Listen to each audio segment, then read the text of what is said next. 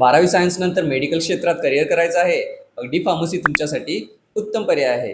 D pharmacy म्हणजे diploma in pharmacy. यासाठी PCB किंवा PCM विषयासह 12वी सायन्स पास असणे आवश्यक आहे. आणि हो, याच्यासाठी कोणत्याही CETची गरज नाही. हा कोर्स 2 वर्षांचा आहे आणि त्यानंतर 3 महिने किंवा 500 तास प्रॅक्टिकल ट्रेनिंग करावी लागते. आता पाहूया डी फार्मसीमध्ये करिअर संधी.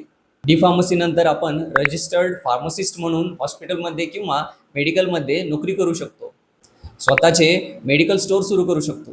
फार्मास्युटिकल कंपनीजमध्ये प्रोडक्शन, क्वालिटी कंट्रोल किंवा सेल्समध्ये काम करू शकतो. याशिवाय सरकारी रुग्णालये, रेल्वे, आरोग्य विभागामध्ये डी फार्मसीसाठी भरपूर संधी उपलब्ध आहेत. डी फार्मसी पूर्ण करून पुढे बी फार्मला डायरेक्ट सेकंड इयरला प्रवेश मिळू शकतो. जर तुम्हाला हेल्थकेअर फील्डमध्ये लवकर करिअर सुरू करायचं असेल तर D pharmacy is a smart choice. माहिती आवडली असेल तर नक्की शेअर करा आणि फॉलो करायला विसरू नका.